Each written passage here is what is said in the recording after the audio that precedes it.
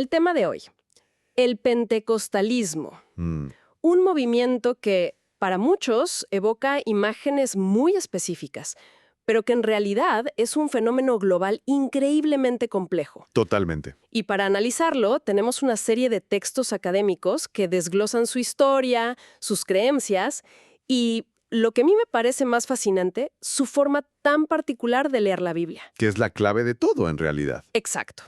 La misión hoy es entender qué lo hace tan distinto, de dónde salió esta fe tan explosiva y por qué ese énfasis en la experiencia personal conectó con millones.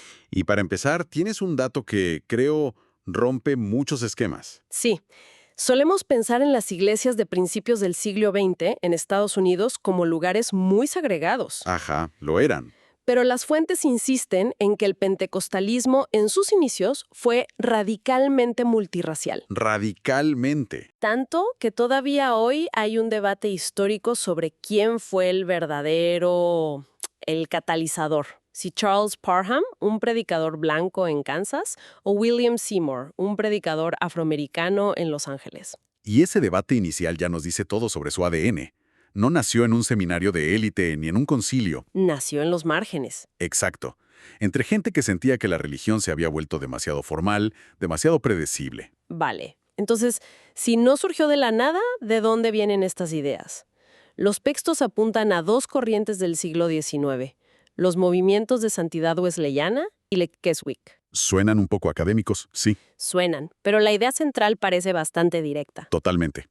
Ambos compartían una idea que fue como la pólvora, que después de la conversión inicial, de aceptar a Jesús, había una segunda experiencia espiritual, otra más profunda y transformadora.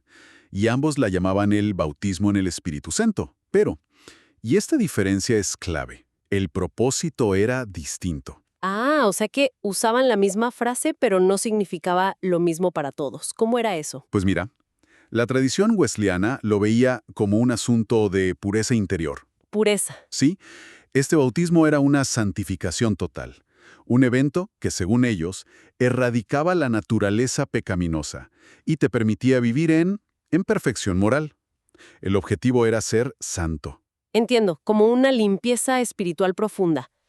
Y la otra corriente, la de Keswick. La de Keswick era mucho más pragmática. Para ellos, este bautismo no era tanto para purificarte, sino para investirte de poder. ¿Poder para qué? Poder para el servicio, para ser un evangelista efectivo, para ganar almas. El enfoque no era la perfección personal, sino la eficacia en la misión. No se trataba de ser perfecto, sino de ser efectivo.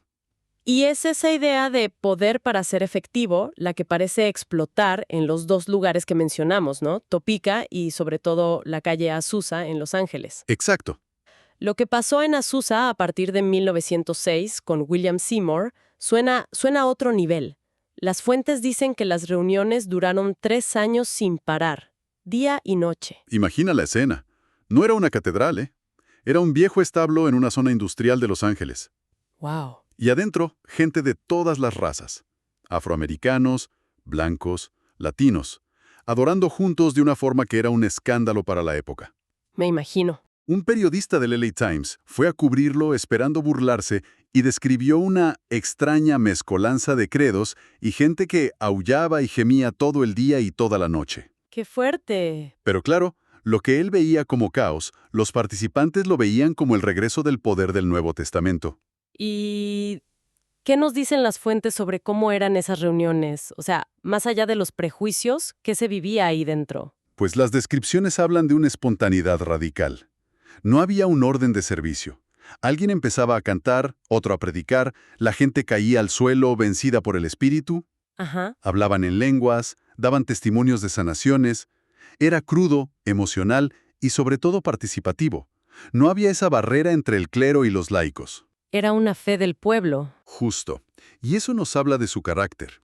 El pentecostalismo fue, en esencia, una protesta contra el cristianismo frío y cerebral de las iglesias más establecidas. Atrajo a los desheredados socialmente, a los que no se sentían bienvenidos en otros lugares. Con esa energía tan visceral, necesitaban un mensaje que le encapsulara. Y ahí es donde entra el concepto del evangelio completo, ¿verdad? Exacto. El evangelio completo es, digamos, su teología de elevador. Se resume en 5 puntos. Jesús es Salvador, santificador, sanador, bautizador en el Espíritu Santo y Rey que viene pronto. O sea, no era solo Jesús salva, que es el mensaje básico. No, no. Era un paquete completo de intervención divina aquí y ahora. El sanador, el bautizador, eso habla de un Dios que actúa hoy, no solo en el pasado. Precisamente. Y eso alimenta su impulso restauracionista. Ellos no creían que estaban inventando algo nuevo. Creían que lo estaban recuperando. Estaban convencidos de que estaban restaurando la fe, las prácticas y, sobre todo, el poder sobrenatural de la Iglesia del primer siglo, la del Libro de los Hechos. De esos 5 puntos, intuyo que el de bautizador en el Espíritu Santo fue el que realmente trazó una línea y lo separó del resto. Totalmente. Esa fue la doctrina que generó más controversia y la que los definió. Para los primeros pentecostales, este bautismo era una experiencia concreta, separada y posterior a la salvación. Ajá. Pero el verdadero detonante fue su insistencia en un detalle muy específico, que tenía que haber una evidencia física inicial. Una prueba. Una prueba obligatoria. Hablar en otras lenguas, lo que se llama glosolalia. Y para una doctrina tan radical necesitaban un momento fundacional, ¿no? Como un paciente cero. Las fuentes apuntan a un evento muy concreto, en Topeka. Así es. Es una historia que todo pentecostal conoce. La escena es la víspera de Año Nuevo, entrando a 1901 en un pequeño instituto bíblico en Kansas. Ok. Charles Parham les había pedido a sus estudiantes que buscaran en la Biblia la evidencia del bautismo en el Espíritu. Y el 1 de enero, un estudiante, Agnes Osman, le pidió a Parham que le impusiera las manos. ¿Y qué pasó? Según los relatos, ella comenzó a hablar en lo que los testigos describieron como chino, y durante 3 días fue incapaz de hablar o escribir en inglés. Wow. Para ellos, ese fue el momento. La prueba de que Dios estaba restaurando los dones apostólicos. Esa es una historia muy potente. Pero la idea de que hablar en lenguas era la evidencia obligatoria tuvo que ser una línea divisoria muy fuerte. Fortísima. No todos estarían de acuerdo. Para nada. Se encontraron con una oposición tremenda de otros evangélicos conservadores muy respetados. El principal opositor que mencionan las fuentes fue R.A. Torrey, un evangelista de fama mundial en esa época. ¿Y qué decía Torrey? Él creía apasionadamente en el bautismo en el Espíritu para recibir poder para el servicio, muy en la línea de Keswick que mencionamos. Ajá. Pero la idea de que las lenguas eran la única evidencia le parecía un error bíblico garrafal. El argumento de Torrey parece bastante sólido. Se basa en una pregunta del apóstol Pablo en la Biblia, en Primera de Corintios, donde pregunta retóricamente, ¿acaso hablan todos en lenguas? Exacto. Y la respuesta obvia que Pablo espera es no. Entonces, ¿cómo respondían los pentecostales a un texto tan claro? Y esa es la raíz de todo su sistema de interpretación. El contraargumento pentecostal fue brillante en su simpleza. A ver. Decían que las cartas de Pablo como Corintios describían cómo manejar los dones en una iglesia ya establecida, Ya veo. pero que el libro de los Hechos era el modelo normativo de cómo la iglesia recibe el poder de Dios. Ah, qué interesante. Señalaban que en Hechos, cuando la gente recibe el Espíritu, el resultado inmediato es que hablan en lenguas. Para ellos, Hechos no era historia, era el manual de instrucciones. Y si algo pasaba repetidamente en el manual... Debía ser el patrón para todos. Exacto. Aquí es donde se pone realmente interesante, porque esto implica que tienen una forma completamente diferente de leer la Biblia. No es solo una opinión sobre un par de versículos, es un enfoque distinto a todo el libro. Ese es el gran descubrimiento de estos textos. Su método, que las fuentes llaman el método de lectura bíblica, es lo que hoy un académico llamaría precrítico o sincrónico. ¿Y eso qué significa en la práctica? Que en lugar de hacer un análisis histórico crítico, preguntándose qué significaba el texto para su audiencia original, ellos hacían algo muy distinto. Tomaban una concordancia bíblica. ¿Un índice de palabras? Sí, y buscaban un término como bautismo en el Espíritu. Y juntaban en una lista todos los versículos donde aparecía, desde Génesis hasta Apocalipsis. Es como conectar puntos a través de toda la Biblia para formar una imagen, sin importar tanto el contexto de cada punto. Exactamente. Y el lente que usaban para interpretar esa imagen, la clave que le daba sentido a todo, era siempre el libro de los Hechos. Hechos se convirtió en la narrativa maestra. Totalmente. Si un pasaje en las cartas de Pablo parecía contradecir un evento en Hechos, la experiencia de Hechos tenía prioridad. Para ellos, lo que pasó con los apóstoles no era único, era el modelo a seguir. O sea, no leen la Biblia para entender el pasado, la leen como un guión para el presente. Esa es la idea que lo cambia todo. Espera, entonces este método de lectura no es solo una curiosidad.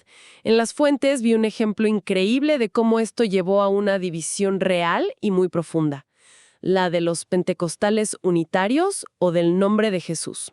Uf, sí. ¿Puedes explicarnos cómo una forma de leer la Biblia terminó creando una teología tan radicalmente diferente sobre la Trinidad? Es el caso de estudio perfecto de su hermenéutica en acción.